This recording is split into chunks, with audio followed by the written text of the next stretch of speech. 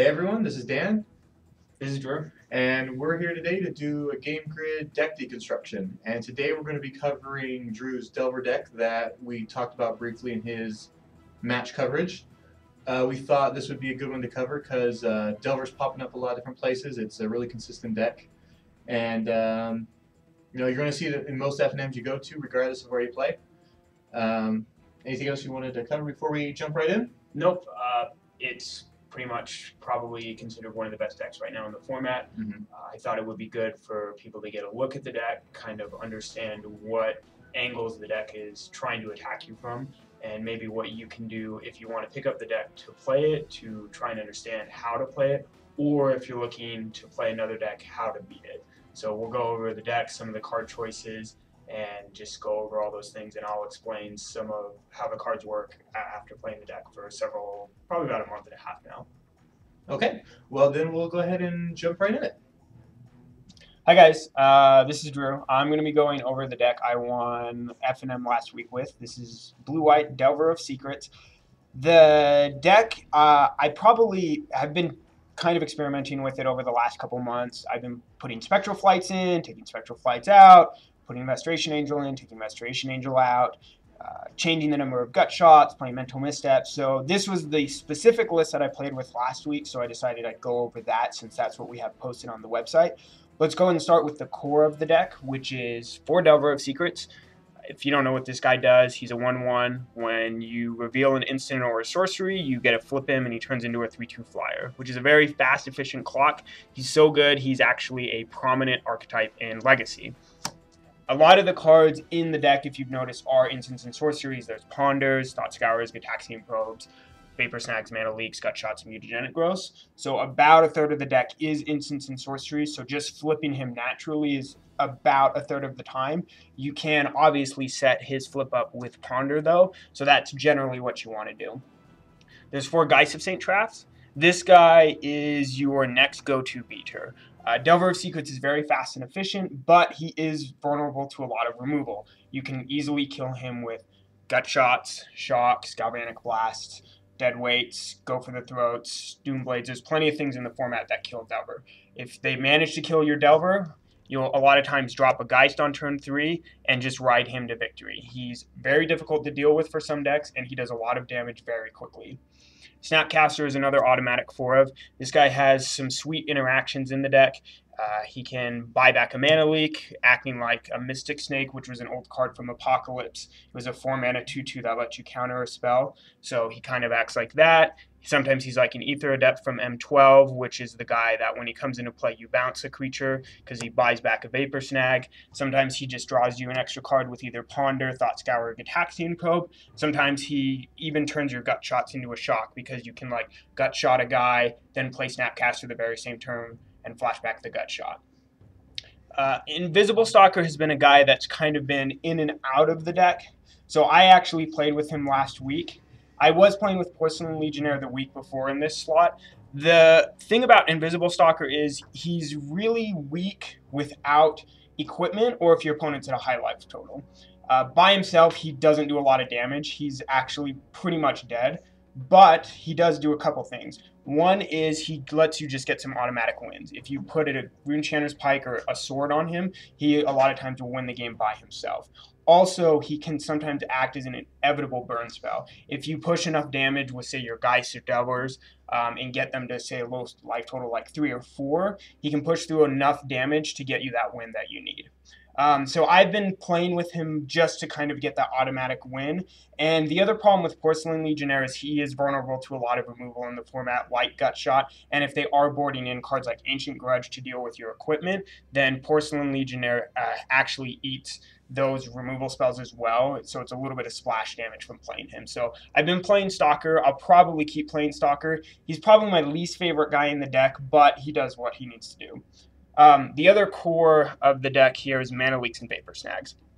Mana Leak has been kind of, people thought it was going to die out because of Cavern of Souls, but in reality, Mana Leak still does what it does, which is basically counter any any card that you need to. Versus the Wolf Run decks, what you can do is, instead of worrying about mana leaking their Titans, you can mana leak their ramp spells, you can mana leak their removal spells, anything that's going to cause a problem for you.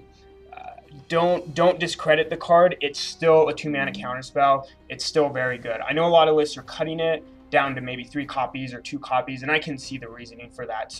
But I still like playing with the card. It gives you a lot of answers to hard to deal with sorceries like Day of Judgment, which threaten to wipe your board. Honestly, Vapor Snag here, there's no way I would play less than 4. This card is absolutely absurd right now in this format. It basically resets the whole game for you.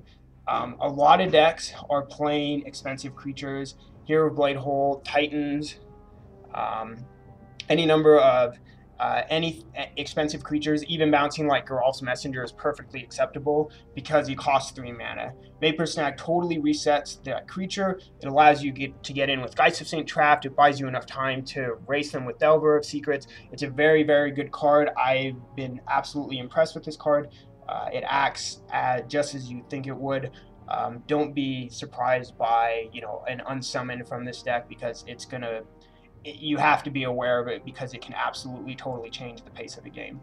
Another core here is Ponder. This basically sets up your draws. It's kind of funny because Ponder, when it was first printed, never saw any play, even though at the time one of the best decks in Standard was a blue deck.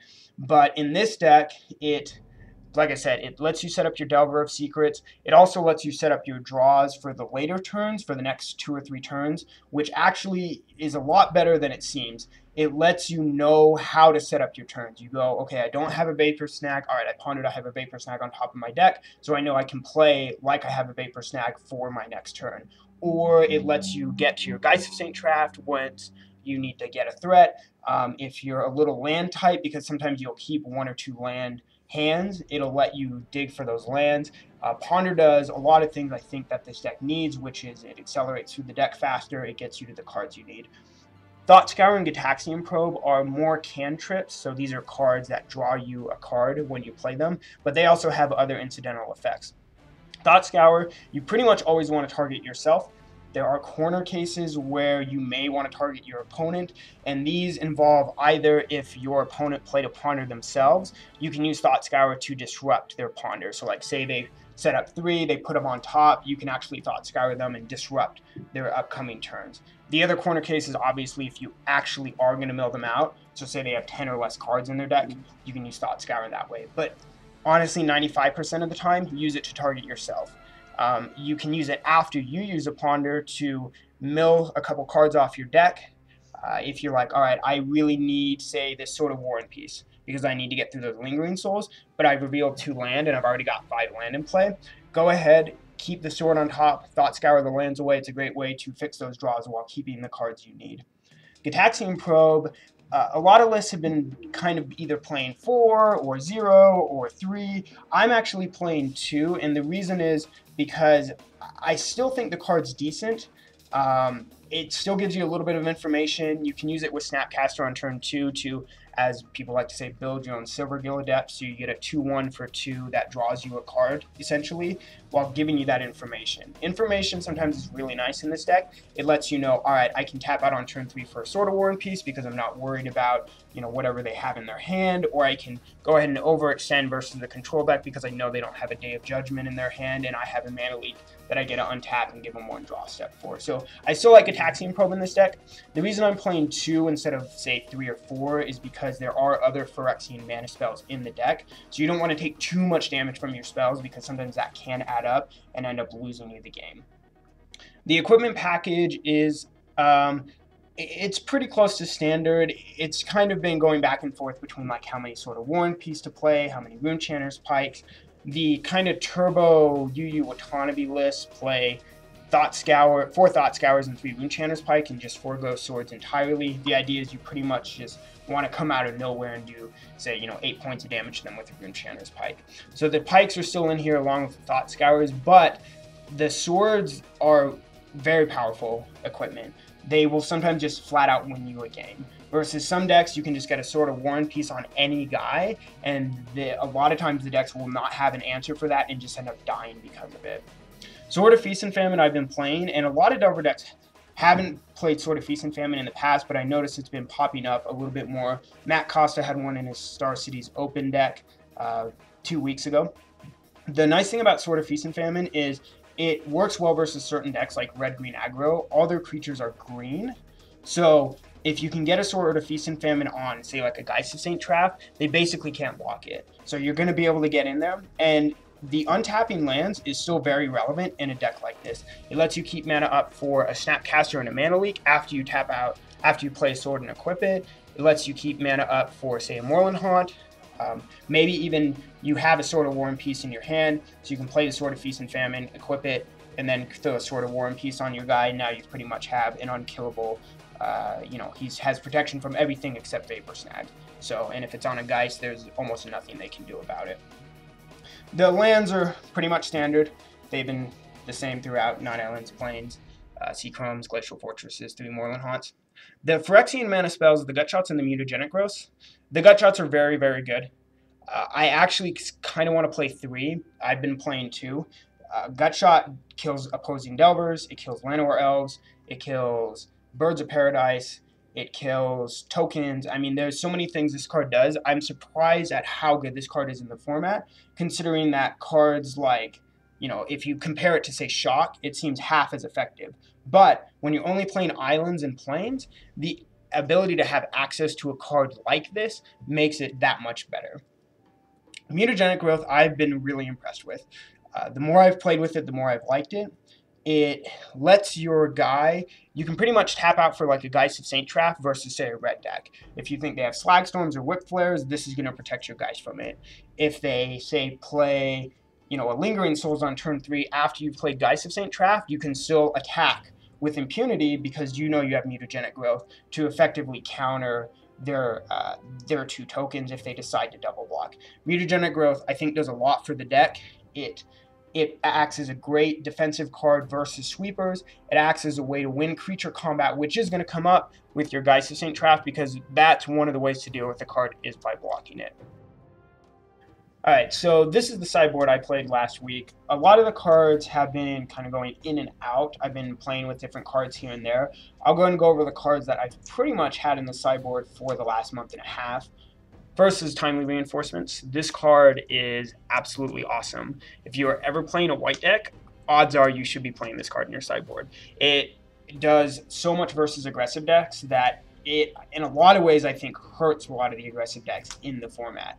If you are playing an aggressive deck, you need to figure out a way to beat Timely Reinforcements after sideboarding. Whether this is your plan to try and go bigger and over the top, kind of like the red-green decks do with Sword of War and Peace or Huntmaster of the Fells, or whether you're going to just try and ignore the tokens. Some decks like Mono Red are playing Hero of Oxybridge. Either way, you have to be aware of this card because it will totally reset the board in your favor. And so this card is, I think, an absolute, there's no way I would play less than 2. Sometimes I was playing 3. I think 2 is a good number in Delver, and the reason is since you have access to Ponder and other cantripping effects like Thought Scour and Gitaxian Probe, means that it's a little bit easier for you to get access to your Timely Reinforcements than a lot of other decks. Celestial Purge is another great flexible card. It's great versus zombies. You can remove Geralf's Messengers and Gravecrawlers to get rid of those pesky zombies that are going to keep coming back that you normally can't deal with very effectively. It's still fine versus the red-green decks, as it will get rid of a Hellrider or a... It can also get rid of a Huntmaster of the Fells, which, even though they still get a wolf out of it, getting rid of Huntmaster is very good because a lot of times that Huntmaster can threaten to flip, kill your guys, do a lot of damage to you, and Purge just answers that. It's pretty good at what it does, so I think 2 is a good number as well. Dissipates and Negate are pretty much a nod to slower control decks. Dissipate is good because it is nice and flexible in that you can board it in versus control decks, as it'll counter their Planeswalkers and Day of Judgments, but it also works versus Titans. With the introduction of Cavern of Souls, this may be incorrect. It may be better to play more Negates rather than Dissipates, but I'm sticking with the 2-1 right now. I still like having that flexibility, and they don't always draw Cavern of Souls, so when you do have it and they don't have Cavern, it pretty much gets you out of a bad situation of them casting a Titan. Phantasmal Image is in there for a lot of different matchups. I'll generally bring it in the mirror match or any deck that's playing Geist of St. Traft. It's a great way to kill Geist. So if you are looking for a way to combat Delver, Phantasmal Image is one way to do it. Also, if a deck has Thrun in it, you want this guy as well. This is a very easy answer to Thrun. If you think they're playing Elishnorn, basically any legendary creature, this guy will answer. He's also good in other matchups, like humans, because you can board this guy in, you can copy a Hero of Bladehold and then Vapor Snag it, and they end up so far behind at that point that it's difficult for them to recover.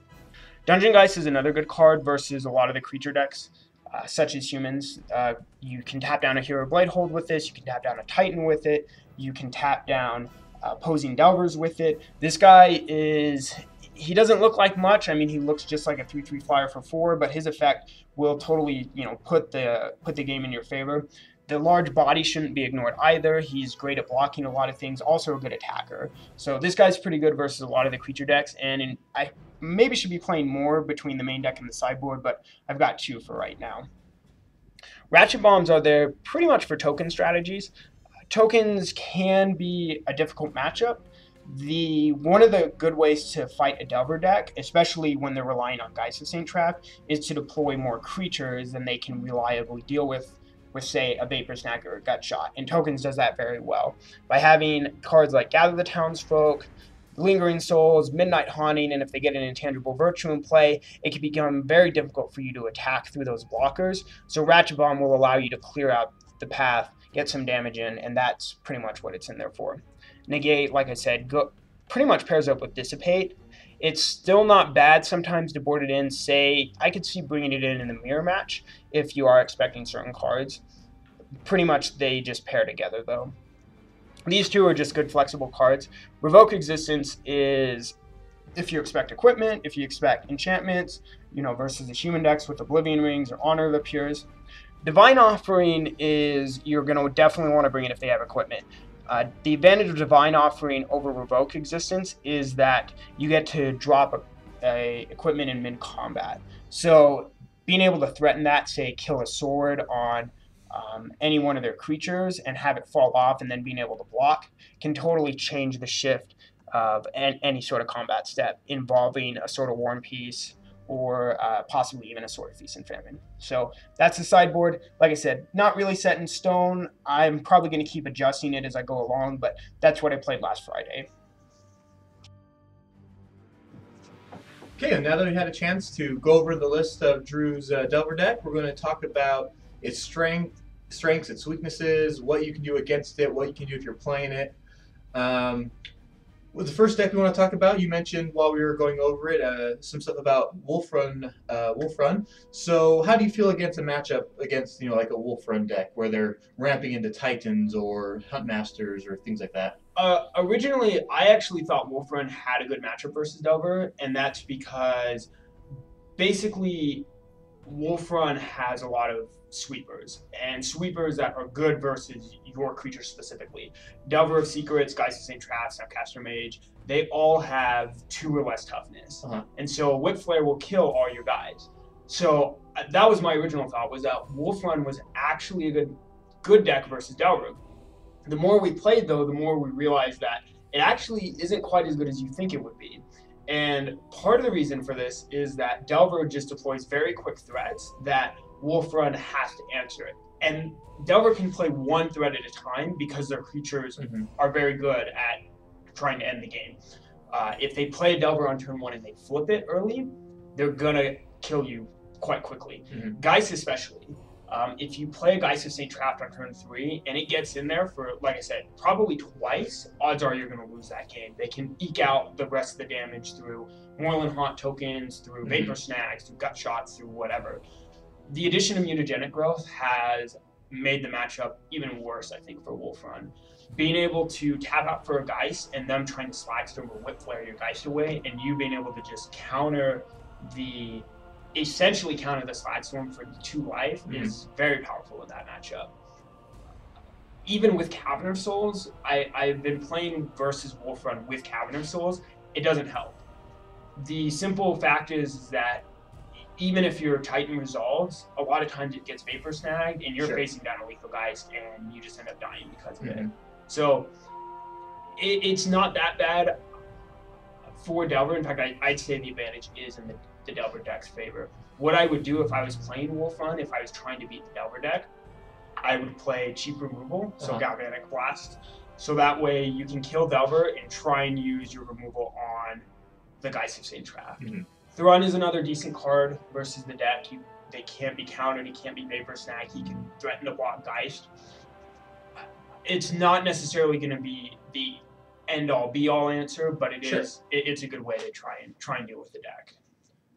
And then you have to, well, now you got to consider, you have Inkmoth Nexus. It can get in the way of your guys. You know, do you just kind of run over those? Do you not really worry about them too much? Inkmoth is really only relevant, I think, when you have a sword. Sure. When you have a sword on a guy, it's actually something I'm always trying to keep an eye out for, and it's a good thing to keep an eye out for when you are playing swords. Is, do they have an Inkmoth Nexus? Do they have Solemn Simulacrum? Do they have a way to block your guy?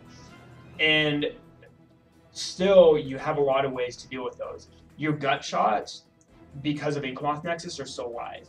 That's true. A lot of times in that matchup, your gut shots may not do a whole lot, but when they have Inkmoth Nexuses, your gut shots threaten to take it out with ease.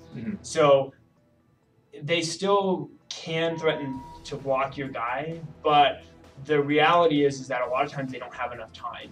They are trying to ramp and answer your guys at the same time. So it's kind of, you're like juggling. Yeah, you're trying to do two things at once. You're trying to ramp up to your Titan, but you're also trying to make sure you don't die to, you know, the blue and white creatures in the deck. For sure. Okay, so then let's talk about the deck that I like to play, either the blue-white or the white-red humans list. You know, things like Champion, Doom Travelers, Mirror Crusaders, Hero Blade Holes, pretty standard stuff, and then just switching things in and out depending if you're playing blue or red. I know Gut Shot is always a pain when I want to play my Champion on one, because you're like, how many turns I'm going to give him to try to Gut Shot this guy? What do you do to deal with, we're talking about the rush decks now. We'll use humans as an example. I played humans at Grand Prix Salt Lake City, and I had a decent amount of preparation against the Delver decks. And a really good way to try and beat Delver is, when you're an aggressive deck, is to try and deploy as many threats as you can quickly without being vulnerable to their cards like Vapor Snag. So what I mean by that is, honestly, like, the best opening you can probably have versus Delver as a human deck is a couple 1-drops. Or even, like, if you go, like, Champion, 2-drop, 3-drop, and then, like, say, like, 2-2-drops or something like that. The Delver deck actually can have a really hard time beating that, because you've laid out so many creatures quickly that it's hard for them to play a Geist, get rid of a blocker if you have more than one blocker, and get in there with the Geist of St. Traft or whatever. I think that's is a kind of a situation why Doom Traveler is such a great common. He's kind of immune to removal. You're going to have to get rid of him twice. He's going to get in your way. Yeah, and it was probably better with the blue-white decks because of Honor of the Pure. Sure. You could get a Doom Traveler out, you get an Honor of the Pure, and all of a sudden, now they're stuck in the awkward situation of, do I have to Vapor Snag this guy, this 1-drop? For sure. Which is not a very good spot to be in. In your sideboarded matchups, I would generally side out a couple Hero Blade Holds versus Delver, because that's the kind of guy you don't want versus Dungeon Geist or Vapor Snag. It's one large threat that's easy for them to deal with a singular blue spell. And like you mentioned, while you're going over your deck, is, you know, Phantasmal Image would love to come in and become a Hero Blade Hold. Yeah, and it's really bad if they have a Vapor Snag, because if they go Image your hero, Vapor Snag your guy, all of a sudden you're the deck staring down a Hero Blade Hold, and with a hero stuck in your hand, it gets very ugly very quickly. Okay, I know one card that I run in my humans list that I think a lot of people do. It's pretty standard that no one likes to see is Thalio. How much does she set you back on turn 2? She can be really bad for the deck.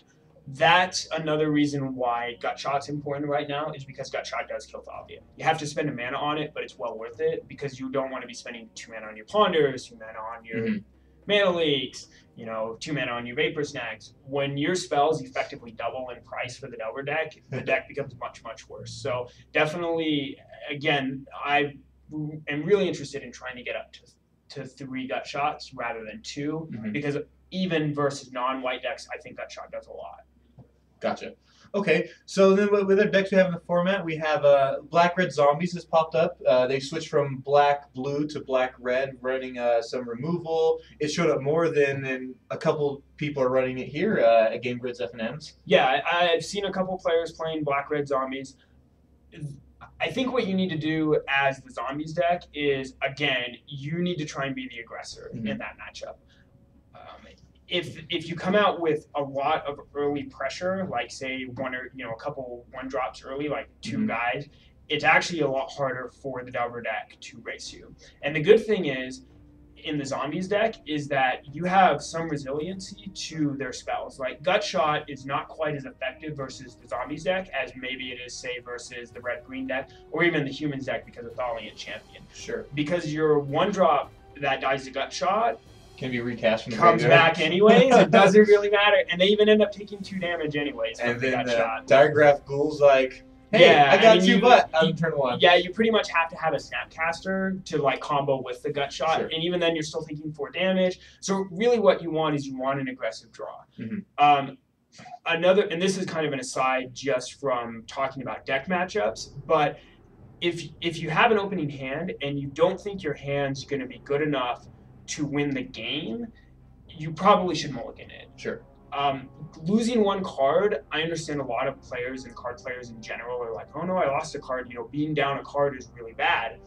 But the reality is that if your hand can't win you the game, if you're stuck with, say, like 2 Geralt's Messengers and like a Phyrexian Obliterator and 4 land, it looks fine, right? You've got 4 land, you've got 3 spells. You're just going to lose, though. Sure. If you don't draw any early pressure or any early spells or anything, you just go, all right, turn 3 Messenger, and you're like, snag it, sure. All right, like, kill you. It doesn't matter how many cards you have in your hand. If you have 10 cards in your hand but nothing in play relevant, you're going to lose the game. So really, one thing I think players can do to improve their ability to win games is making good, correct mulligan decisions. I mulligan a lot. In fact, the more practice I have playing the game, the more I tend to mulligan. The 1 year at States I got second at, I probably mulliganed easily. I'm trying to think. I played 5 rounds in the Swiss. I honestly want to say I mulliganed 2/3 of my games. Easily. So then you think about, how often do you hear someone talking, oh, I'll try it? You keep your hand that, oh, I'll try it. Well, you don't want to try it. You need to know, what your deck does. If you're playing against a slow control deck, Grixis control or whatever control deck, last thing you want to do is be like, well, turn 3 is going to be great for me, and your control deck's going to be like, yeah, it's good for me too. Yeah, exactly. Every time I hear someone say, sure, I'll give it a go or I'll try it, honestly, it's better than them mulliganing. I know that sounds really weird to say, but if you don't think your hand can win, you need to mulligan. So yeah, back to the zombies matchup. I really think you need a quick, aggressive start. That's the #1 way to do it. If you can get 3 1-drops in the first 2 turns, it's really hard for Delver to beat that. Really, really hard. You all of a sudden the Delver deck's on the back foot. They're having to do things like Vapor Stack your 1-drops to stop them from taking damage. It's not the situation they want to be in. Yeah, and you got to think, the deck you're playing. If you're playing an aggressive deck, you don't have.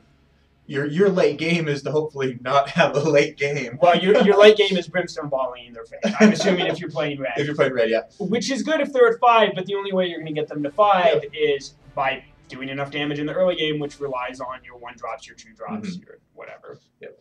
So let's see. Are there any other decks we want to talk about against the popular Delver list? It's you see it online. It's not only getting played here. Look at lists or go to other shops. You're going to find somebody playing the Delver list. What else do you think people are seeing that any other deck types you can think about? Those are the big ones. I haven't seen anybody playing this here locally, but it's actually a very big deck at Star City events, at Grand Prix, just in general for Standard, is the red-green aggro deck. So think of this as playing kind of some of the same cards as the Wolfrun deck. There's 4 Hunt Masters. Sure. There's, I'm trying to remember what other creatures match up, but instead of being let's ramp up and play a Titan on turn 4, turn 5, it's more let's play a mana guy like a Landwehr Elf or Birds of Paradise, and then let's deploy some mid-range threats. Swords of War and Peace. It plays 4 swords at least. Some of them play 5, so they play a lot of swords. So the idea is, hey, I've got a mana guy. I can play a sword on turn 2. I can equip it. All of a sudden, I'm attacking on turn 3 with a guy with a sword and war piece. If you've got 7 cards in your hand, you're taking 10 damage. That's a lot of damage coming at you very quickly. If they don't have swords, they still have plenty of good mid-range threats that work well with their mana guys. They have Huntmaster of the Fells. They can get that guy on turn 3. And he's a card that he was, he got really popular, but then with, Avacyn, people kind of forgot he's there, and he's still as good as he was. He's still a card. I mean, he generates 2 guys. He threatens to do a lot very quickly. Mm-hmm. So one of the cards that got added for Avacyn Restored, I know for red-green, was the Wolfear Silverheart? Or no, Avenger. Wolfear Avenger, sorry. The flash one? Yeah, the 3/3 for 3 that regenerates. Yeah. Again, another guy. Flash. Yeah, another guy that works very well with your mana guys. You're gonna play that guy in turn 2 if you have a Llanowar Elf, which is pretty good. He's also quite good in the Delver matchup. You can pass. Like let's say the Delver deck, has 2 mana up and they say go, and you think they have a mana leak. Wolfear Avenger totally gets to disrupt their game plan because you get to pass right back. And now the Delver deck is like, am I going to play my guys on turn 3? Like, and are we he's in going this to play waiting an game? Avenger? Or, yeah.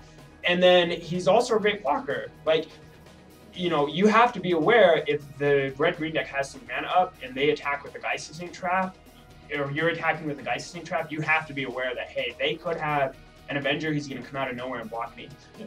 Silverheart, I think, has been popping up a little bit. He's the Soulbound 4/4. Yeah. +4/+4. Yeah, the 5 mana guy. That guy, I mean, he was wrecking in block, and he's very large. Yeah. He makes somebody else very large, too. He might not be quite as good in Standard, I think. And the reason is because in Standard, there's a lot better ways to answer a 5 mana 8/8 than there is in block. Sure. You still have Vapor Snag, Doomblade, all those cards. Control decks, you're still going to be seeing, Day of Judgments and things like that. Yep. That type of hard removal is still very rampant in Type 2. Yeah, exactly. So he's been showing up a little bit. He can still threaten end a game very quickly. I mean, imagine if you're at 4 and you tap out and you're like, well, they have a Birds of Paradise. Prepare that for you. So no one wants to lose to a Birds of Paradise. Yeah, pretty much. Yeah, that's got to be the worst feeling in the world.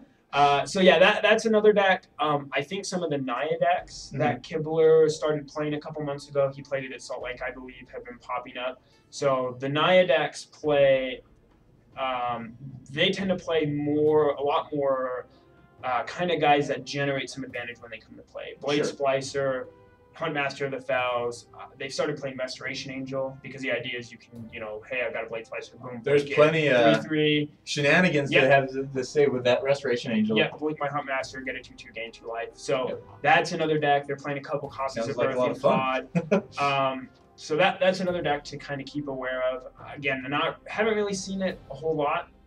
It's supposed to be another good deck versus Delver, and the reason is because they play mana guys as well, so they can play like a Blade Splicer on turn 2. Yeah. And they've got a 3/3 first striker. To be fair, you can snag the guy, but they still get a blocker. But Huntmaster, again, gives them a really good advantage. And Birthing Pod's really good. Yeah. And the problem is Vapor snagging Huntmaster is sometimes you need to do it, but those come into play effects make it really how much is this worth? Yeah. The problem with Vapor Snag versus Huntmaster, as opposed to Vapor Snag versus Blade Splicer, is that honestly you can just go snag the golem and then you're done with it. And a 1/1, it'll block a Snapcaster Mage, but it doesn't really block a Geist and it doesn't block a Flip Delver. But Huntmaster, the problem is you're kind of end up with 2 bad choices really. You can snag the token, same idea with Blade Splicer, right? Snag the token, leave him with the little guy. But Huntmaster can threaten to flip and do a lot of damage to you, whereas Blade Splicer is just a 1/1. Yeah. You can snag the Huntmaster to try and reset some of the tempo, but you leave them with a 2/2 token, they still have a Huntmaster in their hand. And it's like, wait, now there's going to be another 2/2? Yeah. That life they lost, they're going to gain it back. Huntmaster's a very good card versus Delver. I think a lot of players have kind of forgot that, and that's kind of the reason why Red, Green, and I think Naya are doing so well right now. Kind of took people by surprise, like, hey, forget about these awesome cards. Yeah, so definitely Huntmaster is probably not a bad way to go. And the great thing about Huntmaster too is he's good versus a lot of other decks. Yeah. He's good versus control. He offers you a lot of power for 4 mana and split up between 2 bodies. He's good versus flat-out aggro decks. He gains you life. He gets you another blocker. He's still very much, you know, as good as he was. A very good card. Don't underestimate this guy. So those are some of the decks. I think there's one more. We can talk about tokens. Yeah, sure. Tokens has been popping up. You see it with running Lingering Souls. Yep. Got the Townsfolk, Intangible Virtues, playing Sorens. They're playing Honor the Pures. Yeah. The idea of getting a whole lot of little guys out very quickly and just having more guys in you. 2 problems with the tokens deck, and they're very good once their strategy gets up and firing. You know, they make a bunch of guys, they pump them up with Anthem effects. Yep. They start doing a lot of damage to you very quickly. They can block your guys. Intangible Virtue, surprisingly Vigilance is still a relevant ability. You can attack while still threatening large blockers. Yep. The problems with the deck are, 1, its mana base can be a little shaky. You only have access to Isolated Chapel to fix your mana. So some of the decks have gone different routes. Some of them are basically white decks, just splashing for black. So they're just playing Sorin and maybe a couple other black spells that are easy on the mana, like Go for the Throats or what have you. Some of the decks are more focused on Champion of the Parish, which isn't bad. You can play Champion because you can still get the Champion, gather the Townsfolk. 3/3 on 2. Yeah, pretty good. Getting a giant guy, maybe the Champion draw. Which is always my favorite to get. That draw is still very good. So some of the decks are focusing on that. Some of the decks, are more about maybe making flyers and stuff. So there's a couple different routes for the deck to take. I still am not really sure what the correct way to build the deck is because no one's, I think, really tackled it. Sure. The nice thing about tokens is that it actually can race very well because of Vault of the Archangels. Yeah. Again, though, now you're playing a colorless land. And the already shaky mana base. So, I mean, trying to decide where to go with the mana can kind of be an issue with the deck. The other problem is the deck is vulnerable to very specific cards. And when I say vulnerable, I mean very vulnerable. Ratchet Bomb basically is a 2-mana Wrath of God versus your deck. A one-sided Wrath of God. Yeah, exactly. 2-mana Plague Win for all intents and purposes. So... Yeah, the cards that you think are, you have Ratchet Bomb, you have Whip Flares, you have Corrosive Gales, you have Bonfires. There's so many cards that very cheap, for very low cost, can deal with a very large number of tokens. And Day of Judgment's still good versus that deck. Day of Judgment will just flat out reset you back into, Oblivion pretty much. So the key with tokens is versus certain decks is you don't want to overextend, like you generally don't. I think that's another deck we probably want to talk about is the control decks. Oh, yeah. Esper Control has kind of been a contender. It's been taking different forms, though. So there's kind of they call them the Super Friend decks. They play Planeswalkers. They play all more than a couple. Yeah, they play Sorens. They play Gideons. They play, some of them are playing Tamayos. Some of them are playing Karns. Some of them are playing Liliana. So and you think about it, every one of those Planeswalkers has a very, very immediate effect on the board when they hit the play. Liliana comes in on 3, but at the very worst, she's a Diabolic Edict. At the very worst. Yeah, and the thing is that the good thing about Planeswalkers in those kind of decks is they act almost like. I want to talk about the old control decks from the 90s with Icy Manipulator. A lot of times the idea with Icy Manipulator in those decks is you play an Icy Manipulator, say they had 1 creature, you would tap down their 1 creature. Inevitably, this forces your opponent to cast another creature because they have to be able to find a way to get through Icy Manipulator. Cast another creature or 2, so say they've got 3 creatures out now, all of a sudden you get a Wrath of God, in this case Day of Judgment. Planeswalkers actually, a lot of times, get to act very similarly to this. Sorin does this very well. You get to play Sorin, they have 1 guy in play, you go, alright, I'll go ahead and make a guy, I block you guy, make a guy, block you guy, make your guy, and gain some life, because hey, I've got lifelink. Yeah, exactly. Well, I mean, even if it's Athalia or whatever. Sure, either way. It forces the aggressive deck to cast another creature. All of a sudden, you got 2 creatures out, or 3, or whatever, Day of Judgment. Yeah, they sit on the whole time for the opportune moment. They're like, oh, that's got a couple guys out there, that Mirror Crusader's going to cause some trouble, little Wrath now, and my Planeswalker's hanging out. Yeah.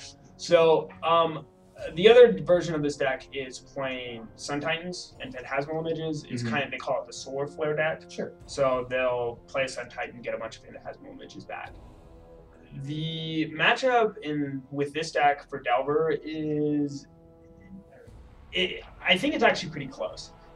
It kind of is really dependent on your draws, but when they've got like 4 Phantasmal Images, which some of the decks do, it can be difficult for you to get a Geist out and have it stick around to threat to do a lot of damage. Now, not only that, they have Day of Judgment as well. So they actually have a decent amount of answers to multiple your board wipers, and with even that, your mutagenic growth tech isn't going to save you against. Yeah, exactly. Mutagenic growth doesn't do much versus them except let you win in combat versus Lingering Souls. On the other hand, though, the deck can potentially just auto-lose to some of the cards in the Delver deck. Sword of War and Peace will let you get through Lingering Souls tokens and do a lot of damage very quickly. Because the control decks, they like to, think twice. They're drawing cards, they're keeping a full hand, and if that Sword of War and Peace hits them, all of a sudden, hey, take 9 to 13, depending if the Angel got through. Yeah, exactly. So, it is, I think, a much closer matchup. You have to be aware of what they're trying to do. Which is, again, they're trying to set up like this Sun Titan Phantasmal Image, so you need to try and kill them as quickly as they can without setting up their game plan. This involves you utilizing your mana leaks to protect your guys, or utilizing your mana leaks to stop them from playing Sun Titan. So, I mean, anything you can do to just try and get some early pressure. Taxing Probe actually helps a lot in this matchup. In a lot of other matchups, Probe is kind of, like, hey, I know you're going to play a Crusader on 3, and you've got a hero for later. Yeah, exactly. Like, Taxing Probe sometimes doesn't really matter that much, but this is the kind of matchup you want it versus. Being able to know exactly what's in their hand lets you sculpt your game plan to try and beat them, whether that's you have a Day of Judgment, so now I need to not overextend, or hey, you don't have a Day of Judgment, now I can play all my guys. You have 2 Lingering Souls, and I've got this Sword of War and Peace.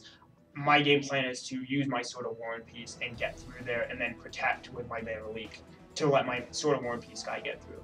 So Probe really shines in this matchup a lot. Again, I think it's a very back and forth kind of matchup. As for the other matchups, Red-Green I've been playing, again, that feels kind of back and forth to me. If they get a really good draw, if they're like turn 1 Mana Dork, turn 2 Strangleroot Geist, turn 3 Huntmaster, it's very hard for you to beat that kind of draw. But if you go like turn 1 Delver, Ponder, flip my Delver, and they're kind of like, I didn't get a Mana Guy, I got a Strangleroot Geist, but I didn't get a Huntmaster. It just kind of depends. I really feel like it really depends on the draw. How many Vapor Snags you draw, that kind of thing. Because the control deck, you got the Sun Titan ones, or there's ones that are just begging to throw down that Elish Norn and watch all your guys shrink to nothing. So those are kind of the different decks. If you're looking for a way to beat Delver, I would say one is don't just assume because you've managed to deal with one of their threats that you've got the game in the bag, because it's surprisingly a resilient deck. There's only 14 creatures in the deck, which is not a lot, I think, for an aggressive deck. Sometimes it feels like it's a lot harder to get rid of. Yeah. You gotta get them off the board. Yeah, but I've been pretty impressed. There are 3 Moreland Haunts in the deck as well, so you can kind of count it as 17 creatures. But yeah, just because you're like, hey, I killed the Delver of Secrets, like, awesome, I'm in the driver's seat. The reality is that they probably got a Geist waiting for you. They're going to get that guy down, or they can even just kill you with Moreland Haunt equipment. Again, those spirits are still strong enough to hold those swords. and again, part of the reason I'm playing Invisible Soccer was, like I said earlier, it just lets you auto win games sometimes. Some decks just can't deal with it. They're like, you have it. If you're not running a board wipe or some type of sweeper, I'll just. So some of the good cards versus Delver are those cards like Whip Flare. Again, it hits everything. Be aware though, the decks are possibly playing Mutagenic Growth. Slagstorm, same idea. Day of Judgment is perfectly reasonable versus them. Sometimes a little slow. It's 4 mana, but it'll get the job done. You can reduce the first couple turns of damage. You generally be all right. Phantasmal Image is pretty good.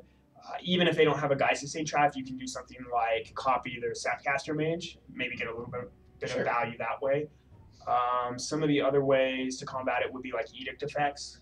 Liliana is okay versus the deck if they're on the Geist plan. Sometimes it's not very good though. It's really going to be kind of weak, say turn 6. Sure. Like say they have a Morlanthon out and Make they have a those- Geist out, you're like Liliana and they're like, yeah, make a guy, and you're like, all right. But a turn 3 Liliana can at least it could buy you those turns. You know, there's no mutagenic growth. You know, if you have to sack a creature, you know, at least it'll give you that time to hopefully set up into a better board position and then deal with the other threats as they come. Another thing too, I think with Liliana is if you're going to play her, even if they don't have any creatures out, if you think you have a chance to resolve her, go for it. Sure. A lot of players, I think, just look at the effects of Planeswalkers like, oh, this one edicts or this one draws me cards or whatever. The value of loyalty on Planeswalkers shouldn't be underestimated. If you just play Liliana on the board without the Delver deck having any creatures in play, just +1ing it, all of a sudden means that like now I have to get a creature in play to deal with that.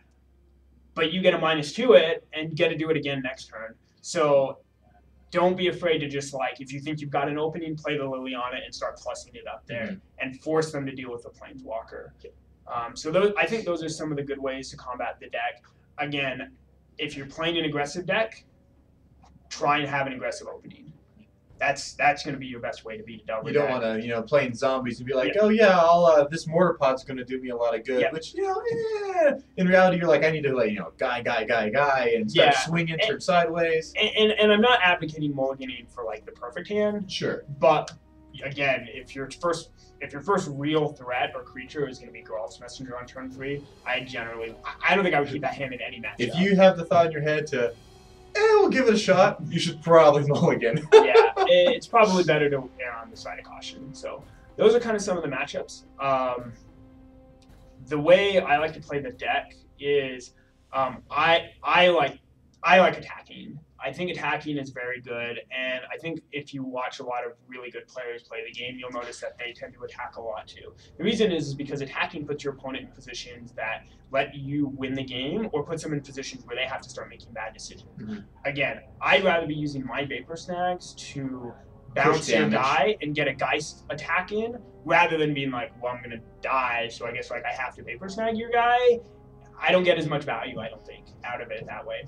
The best way to win is to not lose, and if you're on the aggressive, you know, you're putting the best defense of a good offense, and if you put your opponent in the situation where they have to respond to yours, you know, you're obviously in the, you know, better board position where they're like, okay, I have to deal with your stuff rather than you dealing with mine.